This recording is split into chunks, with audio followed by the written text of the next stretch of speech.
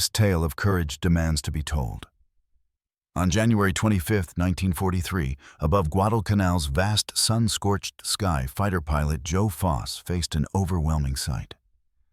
A swarm of over 100 Japanese aircraft, including bombers and legendary Zeros, blotted out the horizon. Opposing them were Foss and 12 comrades from Marine Fighting Squadron 121, piloting Grumman F4F Wildcats. Unlike the sleek and nimble Zero, the Wildcat was a rugged, heavily armored beast built for one thing: survival in brutal combat. Outnumbered and outgunned, Foss and his squadron charged headlong into the fray. Their resolve hardened against impossible odds. As the sky exploded into a clash of fire and steel, the Japanese pilots realized a startling truth. The Wildcat, though clumsy, could absorb punishment that would tear lesser planes to pieces. This was no hunt. It was a brawl with a beast that refused to die.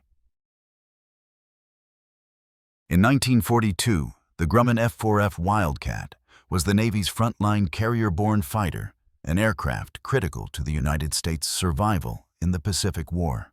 In harrowing dogfights, F4F pilots dueled against the Imperial Japanese Navy's best aviators in crucial battles such as the Coral Sea, Midway, the Eastern Solomons, Guadalcanal, and Santa Cruz. The Wildcat went on to serve faithfully in the Atlantic and Pacific as the General Motors-built FM-2. The feats of United States Navy and Marine Corps pilots are legendary, as are the stories of their aircraft. Only 2 decades after the Wright brothers flew from Kitty Hawk, the United States Navy began studying techniques for deploying aviation power at sea. One of the lessons of World War I was that air power would be the basis for future fighting. Aircraft would take the fight beyond the horizon, and aircraft carriers would combine air and naval power. The Navy's first aircraft carrier was the USS Langley. The more modern Saratoga and Lexington quickly followed, necessitating the use of fresh aircraft to fill their decks. Planes are intended for short takeoffs and landings. The policy at the time was for scout bombers to locate the adversary, inflict damage, and then let the battleships complete the job. However, the scout bombers would need to be protected from hostile aircraft. Curtiss created the Navy's first fighter planes, the Hawk series. Early Curtiss designs featured inline engines, but later versions, such as the BF-2C, used radial engines. This engine type proved to be easier to maintain on an aircraft carrier, and it was employed in all succeeding carrier aircraft. Boeing quickly took over the decks of the Saratoga and Lexington with their F-4B. Boeing's F-4B was compact and sturdy, and it was employed by both the Navy and the Army Air Corps as the P-12. However, by the mid-1930s, the Grumman Corporation had established itself as a regular fixture on the decks of United States Navy carriers. Grumman's earliest fighter designs included the F-2F and F-3F. Both had an all-metal fuselage and retractable landing gear intended to mitigate the shock of carrier landings. The F-3F was larger than the Curtiss and Boeing designs, but it also had more power. The F-3F-2 was powered by a Wright R-1820 Cyclone engine and had a top speed of 264 mph. Yet as soon as the F-3F joined the fleet, the United States Navy Bureau of Aeronautics began searching for a replacement. In March 1936, the Navy awarded contracts to Grumman and Brewster for a new prototype capable of 300 miles per hour. Initially, Grumman designers envisioned the XF-4F as another evolution of the biplane. However, Brewster's designers were developing a monoplane. Recognizing that Brewster held a decisive modern advantage with its design, Grumman went back to the drawing board and resubmitted their design for the XF-4F as a monoplane. The XF-4F-2's first flight was on September 2, 1937, and the prototype was delivered to the Anacostia Naval Air Station in December. The competition trials between Grumman and Brewster's XF-2A began on March 1, 1938. During the trials, the Grumman prototype developed engine issues, resulting in the Brewster fighter winning the competition. In June, the Navy awarded Brewster a contract for 54 of its Agile F-2A fighters. Though Grumman had lost the competition, the Navy remained interested in their fighter. With renewed determination, Grumman set out to redesign the F4F. The new Pratt & Whitney R1830-76 engine was fitted, and the tail and wingtips were enlarged and squared off. As a result, the Navy received a new airplane that outclassed the Brewster Buffalo. The Dash 3 prototype had a top speed of 334 miles per hour and a surface ceiling of 35,000 feet. By February 1939, the new fighter was ready for the Navy to evaluate, and Grumman was awarded a production contract for 54 F4F-3s in August. The delivery of F4Fs began in late 1940 after the war had erupted in Europe. Early Dash 3s were handed to the Navy with the pre-war neutrality paint scheme, which had an aluminum painted body and chrome yellow wings for obvious identification. The first Navy fleet squadrons to get the F4F were VF-7 off the Wasp and the Ranger's VF-4. During the initial deployment, it was observed that the flotation bags put in the wings to keep the F4F afloat after ditching tended to fill during high-speed dives. The Navy ordered that they be removed from all future F4Fs on the production line. In general, pilots were satisfied with the Wildcat. It was well built and had few flaws during flight, but there were several concerns. Every system was pneumatic. There were no hydraulics on the F4F. Everything has to be done by hand. For example, to lift the landing gear, the pilot had to turn the crank 29 times. While the F4F's undercarriage appeared flimsy, it was well designed and capable of withstanding carrier landings. Meanwhile, the Brewster F2A's landing gear was considered insufficient for repeated carrier landings, so the order for Grumman's F4F3 was extended to 200. Deliveries of the improved Dash 3A commenced in May 1941. F4F3As were powered by the Pratt Whitney R1830-90 and were destined for shipment to Greece. When the country succumbed to Axis forces, the Dash 3As were similar to the Dash 3s except for a few minor alterations to the cowling flaps. VF units, including those on the Wasp, continued to subject the Wildcat to the rigors of carrier missions. This was still a novel sort of flying. Thus, mistakes were common and costly. The Navy officially named the F4F Wildcat in October. And by the end of 1941, 8 Navy and 3 Marine squadrons were equipped with Grumman's tough fighter. The United States was not the only country to realize the value of naval air power. On December 7th, Japan launched a surprise attack on Pearl Harbor, attempting to destroy the American Pacific Fleet. An aerial army of Imperial Japanese Navy bombers and fighters had taken out from 6 aircraft carriers. Their strike was terrible. However, as luck would have it, the 2 United States carriers in the Pacific, the Lexington and Enterprise, were conducting maneuvers. Enterprise learned of the attack while still at sea and launched aircraft to locate the Japanese fleet. After failing to find anything, 6 Wildcats from VF-6 were sent to Ford Island, where tragedy struck. They quickly sent out their planes to seek the Japanese. But they couldn't find them, and their Wildcat pilots were running low on gasoline, so they flew into Pearl Harbor and Ford Island, where a couple of them were shot down. The gunners in the vicinity assumed they were Japanese returning, but they weren't. They were their planes, and as they raced into Pearl on December 9th, the first thing they noticed was one of their aircraft resting in the mud at Hospital Point. 3 pilots were killed and 4 F4F aircraft were lost. The Enterprise had been at sea to deliver 12 Wildcat fighters from Marine Corps Fighter Squadron 211 to Wake Island. On December 8, 1941, 36 Japanese Nell twin-engine bombers flew more than 700 miles from Kwajalein to bomb Wake. 7 Wildcats were destroyed on the ground. Only 5 pilots from VMF 211 remained to protect the island. 2 days after their initial raid, the Japanese aircraft returned. That day, Captain Henry Elrod was on patrol and shot down 2 bombers. The next day, he strafed and bombed the warship Kisaragi, which exploded.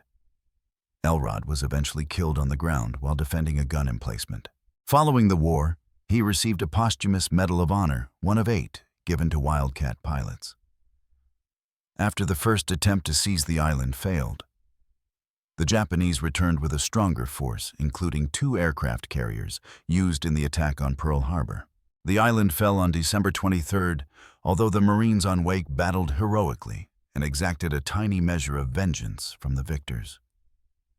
In a small but deeply symbolic act of vengeance, Wildcat pilot Herb Fruehler shot down a Kate carrier bomber flown by Nabaru Kanai. Kanai is credited with dropping the bomb that sank the USS Arizona at Pearl Harbor. In 1942, the United States Pacific Fleet regrouped with a series of hit-and-run attacks against Japanese sites. The first attacks were carried out by aircraft launched from the Enterprise on Japanese soldiers on Kwajalein Atoll.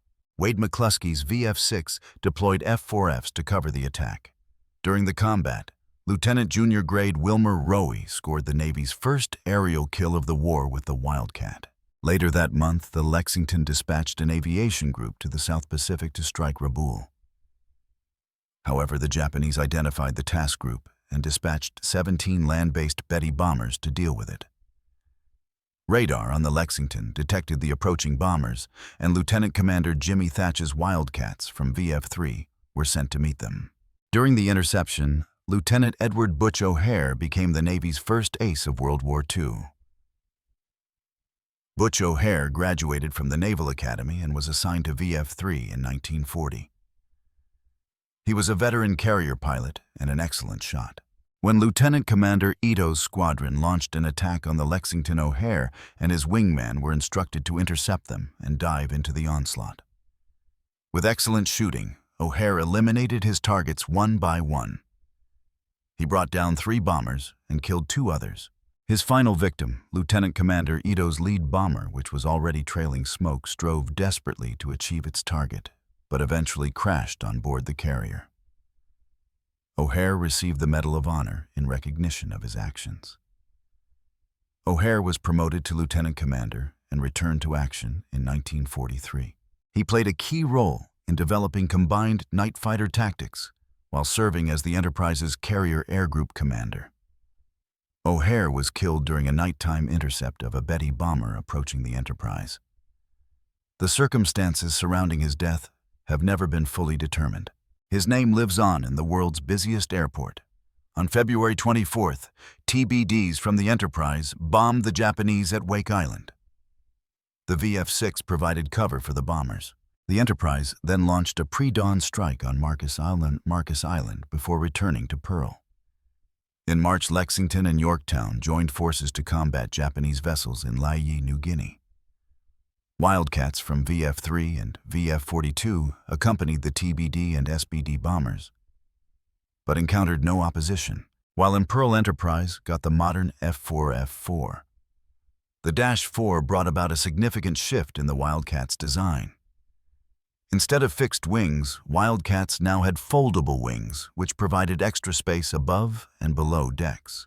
Grumman also boosted the armament from 450 caliber machine guns to 6. However, the weight of the extra machine gun and the wing folding mechanism required a reduction in the overall amount of rounds of ammunition per gun. Experienced pilots were unhappy with the new configuration. Even though the new Dash-4s featured more machine guns, Wildcat pilots had less firing time with them. After early carrier trials, pilots claimed that the newer Dash-4 Wildcat did not fly as well as the earlier Dash-3. The Dash-4 was still too hefty. To reduce weight, Grumman deleted the wing folding mechanism. From that moment forward, workers on deck had to manually position Wildcat wings. On April 8th, the Enterprise returned to sea. VF-6 was still adjusting to their new Dash-4s. Routine carrier air patrols, or CAPs, remained the order of the day. On the 13th, the Enterprise crossed paths with the aircraft carrier Hornet.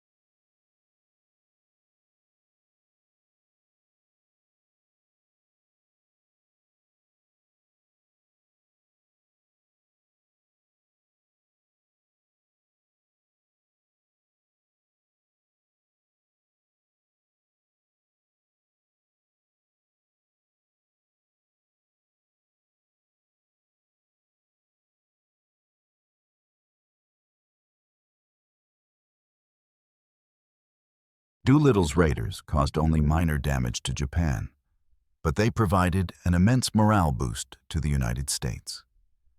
Although the first combat missions resulted in few aerial victories, Wildcat sustained significant operational losses. Poor weather and an inexperienced flying crew were the main causes of losses. The flight deck of an aircraft carrier can be a hazardous environment, particularly while aircraft are landing.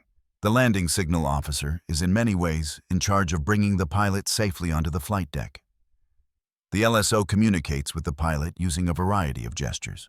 At a particular moment, the LSO either clears the pilot to land or signals him to wave off to attempt the landing again. The carrier's arresting gear is activated after the aircraft is cleared to land. Each carrier has a set of cables running across its deck, and each aircraft is outfitted with an arrestor hook designed to snag one of these wires. Beyond the wires is a barrier designed to halt planes that haven't snagged a wire. Planes that missed the barrier collided with parked planes near the end of the deck.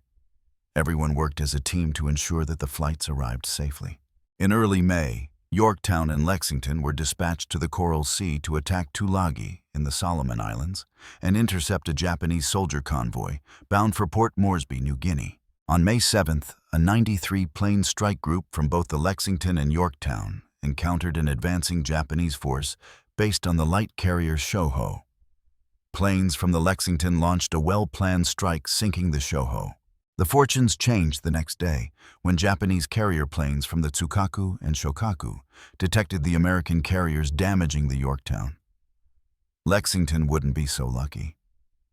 Hit by dive bombers and torpedoes, the Lex was forced to abandon ship and ultimately sank. Lieutenant Commander James Flatley led VF-42 off the Yorktown during the Coral Sea and received the Distinguished Flying Cross. On the first day, he shot down a Japanese Clawed fighter over the Shoho. The next day, he became one of the first Navy pilots to score a 0. According to Flatley's study, the Mitsubishi fighter outperformed the F4F in practically every element. It outperformed the Wildcat in terms of speed maneuverability and climbing ability. According to Flatley, engaging in a twisting and turning duel with a 0 was suicide. Better tactics with a hit-and-run mindset would have to be developed, and a larger war loomed ahead. Midway, a tiny island 100 miles northwest of Hawaii, is often regarded as a watershed moment in Pacific history. Naval intelligence anticipated that Admiral Nagumo's carrier task force would attack the island in early June. Enterprise and Hornet were dispatched to find them. Yorktown, which had undergone repairs and added fresh squadrons, quickly followed. On June 4th, Japanese jets bombed Midway. The carrier bombers and their escort of Zeros overwhelmed the weak air defenses. The island was left in disarray. After the Japanese carrier task force had been assembled, an all-out airstrike was initiated. Torpedoes and dive bombers were soon prepared for action. Aircraft fired from Enterprise Hornet and Yorktown in uncoordinated strikes were the most dramatic employment of carrier aircraft during the conflict. The torpedo squadrons and their Douglas Devastators were decimated, while the dauntless dive bombers destroyed 3 of Nagumo's carriers. Only the Hiryu remained, and she was able to mount a counterattack that critically injured the Yorktown. Later, SBD dive bombers returned to the Hiryu and put her to rest beside her sister carriers. Throughout the Battle of Midway, Wildcat pilots provided escort and caps. 6 Wildcats from Jimmy Thatch's VF-3 escorted torpedo bombers off the Yorktown. Thatch used his beam defense methods to claim 3 0 shot down.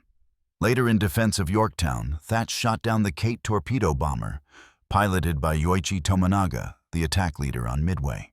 This was Thatch's 4th kill of the day and 6th overall.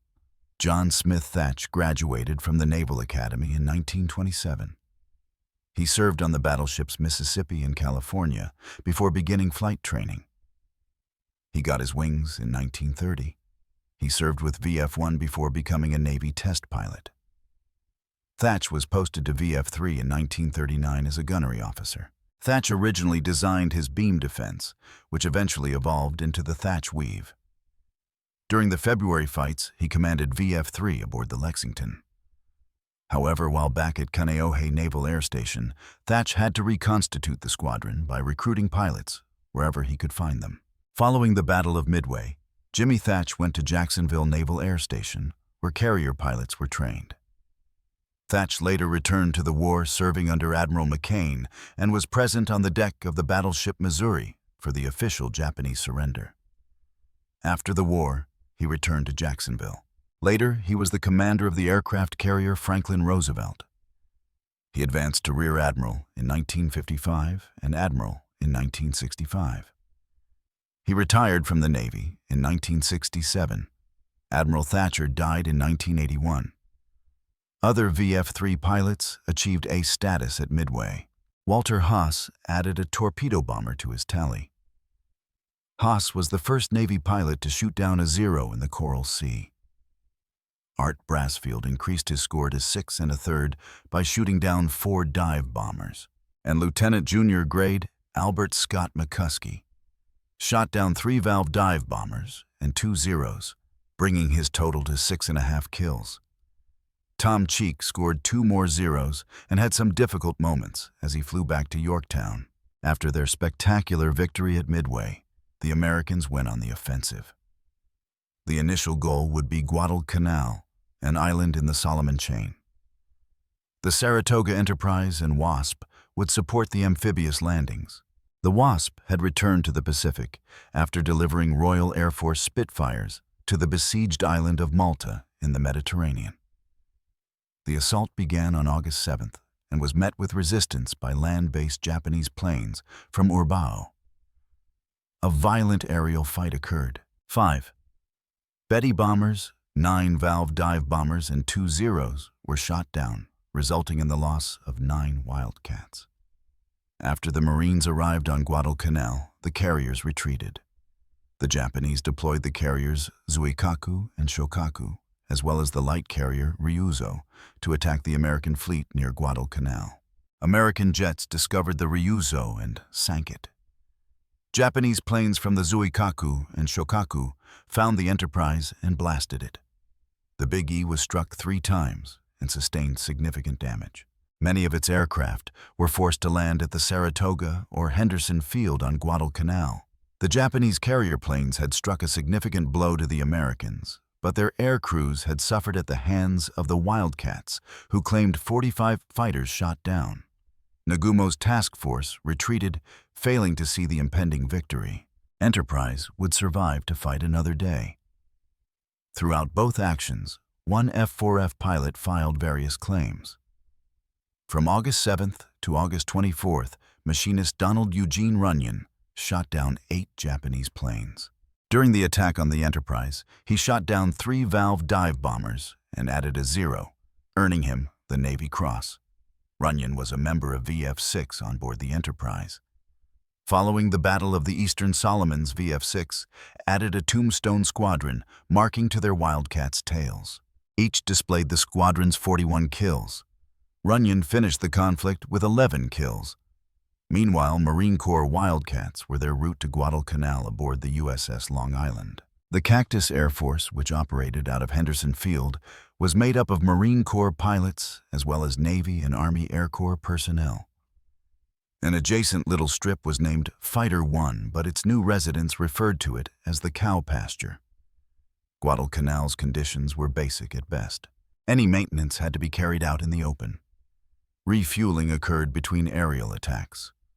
All men slept in tents in the forest near the airport, which was often targeted by Japanese land and carrier-based aircraft. During inbound attacks, Wildcats from VMF 223 and 224 were typically outnumbered. This gave the Marine pilots plenty of targets. Heroes arose as the scores climbed swiftly. Major Robert Gaylor was in charge of VMF 224 in Guadalcanal. He shot down 13 Japanese planes in 1 month and survived being shot down twice. His valor and leadership earned him his country's highest honor, the Medal of Honor. Captain Marion Carl scored his first 2 kills flying a Wildcat during the Japanese onslaught on Midway. He was now flying with VMF 223 in Guadalcanal, where he wasted little time adding to his score. On August 24th, Carl became the Marine Corps' first ace by shooting down 3 Japanese bombers and a Zero fighter. Carl ended the campaign with 16.5 kills. Marion Carl returned to action leading VMF 223 in Corsairs and scored 2 additional kills. Following the war, he became the Navy's chief test pilot, setting a new world speed record in August 1947 while flying the Douglas Sky Streak. In 1953, Carl broke the world altitude record of 83,235 feet and the world speed record of 143 miles per hour with the Skyrocket. He later conducted secret flights over communist China and served in Vietnam. He finally advanced to the rank of Inspector General of the Marine Corps, retiring in 1973. Carl is regarded as one of the greatest aviators of all time, with some calling him the Marine Corps' Chuck Yeager. Marion Carl was fatally shot during a robbery at his Oregon home in 1998. Wildcats on Guadalcanal were rarely embellished with kill markings. However, this Wildcat from VMF 223 has a large number of them added for a picture opportunity. Each rising sun represents a Japanese plane shot down. Marion Carl and his commanding officer, Major John L. Smith, are likely to have scored 15 kills plus 4 more. In 1936, John Lucian Smith declined an Army appointment in favor of joining the Marine Corps. In 1939, he received his Navy wings. Smith took command of VMF 223 in May 1942, leading the squadron off Long Island to Henderson Field on August 20th. Over the next 8 weeks, he destroyed 19 Japanese planes. When he returned to the United States in November 1942, he was the highest-scoring American ace of World War II. Smith received the Medal of Honor for his bravery and leadership in Guadalcanal. Smith led Marine Air Group 33 during the Korean War. He withdrew from the United States Marine Corps in 1960 to work for Grumman Aerospace. He then spent 10 years at Rocketdyne. After a lifetime of service, the decorated military hero was let go at the age of 57 when Rocketdyne struggled financially. Struggling with depression, Smith committed suicide in 1972. Admiral Nagumo attempted to reinforce Guadalcanal again in late October, but the American task force stopped them, this time near the Santa Cruz Islands. The odds were in favor of the Japanese. In September, a Japanese submarine struck and sank the Wasp, leaving Enterprise and Hornet to face 4 Japanese carriers. The 2 opposing troops met on October 26th. During the initial strikes, American planes took significant losses, but were able to damage the Zuiho and Shokaku. However, Japanese aircraft attacked the 2 American carriers for 3 hours. The Enterprise avoided major damage, but the Hornet did not. Hornet desperately sought to avoid its attackers, but was damaged by 3 bombs and as many torpedoes. It was abandoned after failing to list properly. Japanese warships sank it later that night. During the carrier defense, 2 Wildcat pilots achieved ace status in a single day. George Leroy Wren of VF-72 shot down 4 torpedo planes and a dive bomber, becoming the Hornet's sole ace. Lieutenant Stanley Swede Veitaza made his first 3 kills flying an SBD at Coral Sea. During the battle for Santa Cruz, Veitaza shot down 7 Japanese carrier bombers while defending Enterprise. Veitaza is pictured here beside Lieutenant Commander Jim Flatley and Lieutenant John Lepla. During the Coral Sea combat, Lepla nearly achieved ace status while flying a Dauntless. At Santa Cruz, he killed a Wildcat as part of Flatley's VF-10, but was shot down and died in action with Zeros. New squadrons took over Henderson Field. VMF 121 and 112 landed in October. VMF 212 arrived shortly afterwards. In November, the Japanese launched another failed assault to seize the island from the Americans. The Wildcats never had trouble finding targets, and their scores steadily increased. Lieutenant Colonel Harold Joe Bauer, well known as coach to the pilots on Guadalcanal, arrived in late September and took over at Fighter Command Headquarters. He flew combat missions and scored 10 kills in just over a month. On November 14th, he fell into the sea during a strafing raid and was never recovered. he received a posthumous Medal of Honor. On October 13th, Captain Joe Foss of VMF 121 scored his first kill, a zero. Within a month, he became the first American ace in World War II to reach 20. Early in 1943, he shot down 3 zeros, becoming the first to equal Eddie Rickenbacker's World War I score of 26 and the highest-scoring Wildcat ace. He was the 6th Wildcat pilot to receive the Medal of Honor. 8 Wildcat pilots received the Medal of Honor, accounting for half of the total awarded to fighter pilots in the Pacific. Captain Jefferson DeBlanc destroyed 5 Japanese aircraft in a single day in early 1943. But his Wildcat was seriously damaged, forcing him to bail out. For that deed, he was awarded the Medal of Honor. The final Wildcat pilot to receive the Medal of Honor was James Sweat of VMF 221. Sweat shot down 8 Japanese dive bombers on April 7th before departing his mortally injured F4F. At Henderson Field, the Navy faced the same challenges as the Marines, while also sharing in their accomplishments. From January to August 1943, VF-11 scored the most points of all Wildcat squadrons, including the Marines. Vernon Graham of VF-11 achieved an ace in a single day on June 12th, shooting down 5 zeros. The first year and a half of the war in the Pacific had been expensive. The United States Navy had lost 4 carriers in as many fights.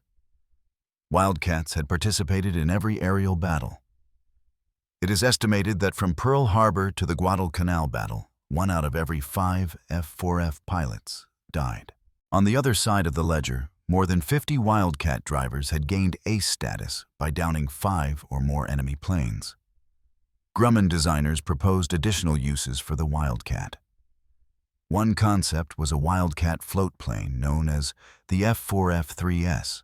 The -3S, also known as the Wildcat fish, never went into production. However, the F4F-7, a dedicated reconnaissance version of the Wildcat, was produced. The -7 had non-folding wings, and the machine guns were deleted to allow for more fuel. The 2 pipes projecting from the tail were used to dump gasoline in case of an emergency. The -7 made its combat debut at Guadalcanal, flying long-range reconnaissance missions up the slot. By late 1943, the F4F had been relegated to training duties and could be found at naval air installations around the United States, including Norfolk, Jacksonville, and San Diego. The Wildcat was captured at the Navy Pre-Flight School in Chapel Hill, North Carolina. Even training may be risky.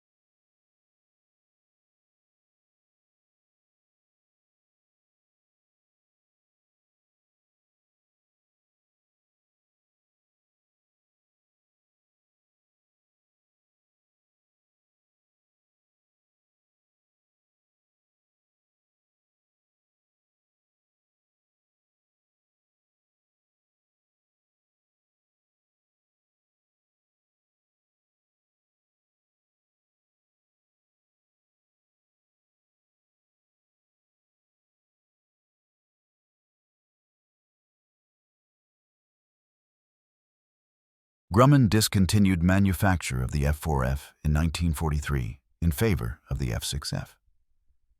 The Hellcat, which was specifically intended to combat the Zero, took over the carrier's decks in the summer of 1943.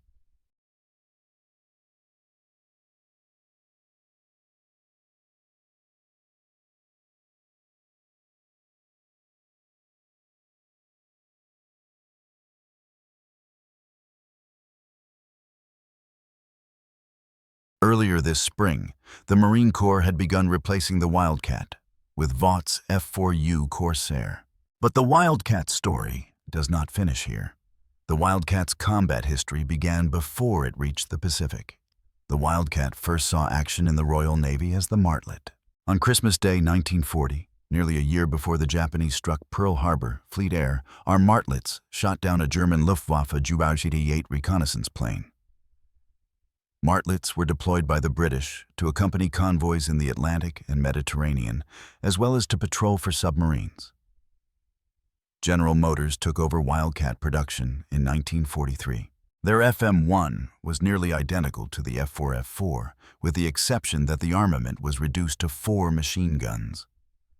GM's FM-2 Wildcat was built on Grumman's design for a lighter Wildcat intended for escort carrier operations. The FM-2 was powered by the Pratt & Whitney R-18 2056, which proved to be lighter, but more powerful than prior Wildcat engines, earning the FM-2 the reputation of being the hottest Wildcat. During the Battle of the Atlantic, the United States Navy also used the Wildcat. Wildcats, along with Grumman Avengers, flew off the decks of smaller escort carriers and composite squadrons. These squadrons were specifically trained to combat submarines in order to put an end to the U-boat threat. F4Fs and FM-2s from the USS Corps can be seen here in the Atlantic paint scheme. Lieutenant Commander Charles Brewer commanded VC-13. Brewer led 2 successful attacks on U-boats in 1943. The next year, he became an ace flying an F-6F Hellcat during the Great Marianas Turkey Shoot, but was reported missing in action later that day. In the Pacific, FM-2s were primarily flown from CVEs, or CBLs, to conduct carrier air patrols, whereas Hellcats and later Corsairs did strike missions. Commander Snyder flew FM-2s on the Kitkin Bay.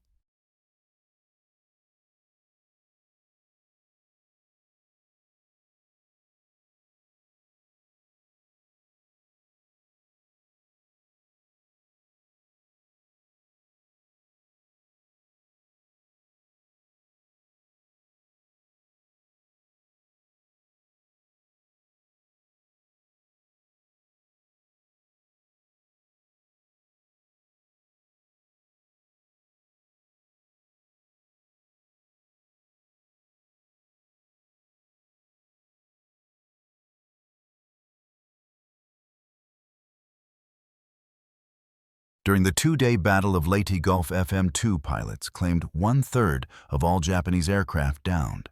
During the last stages of the war, FM-2s were an important member of the task force providing cover against kamikaze suicide strikes. FM-2s flew over the beaches of Guam, Saipan, Iwo Jima, and Okinawa, providing close air support to landing Marines and Army soldiers.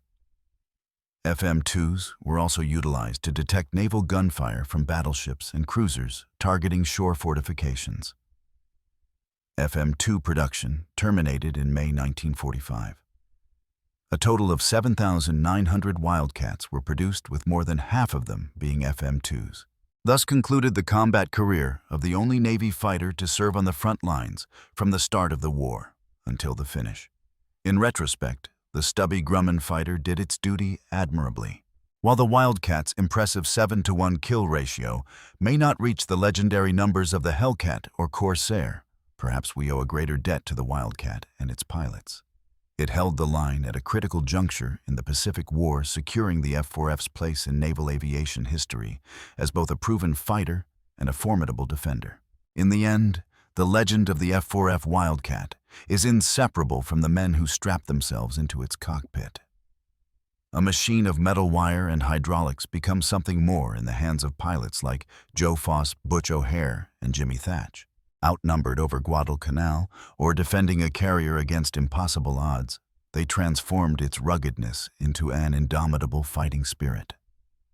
For every ace whose name is etched in history, there were hundreds more who flew the stout fighter on grueling patrols through treacherous weather and into the terrifying chaos of a dogfight.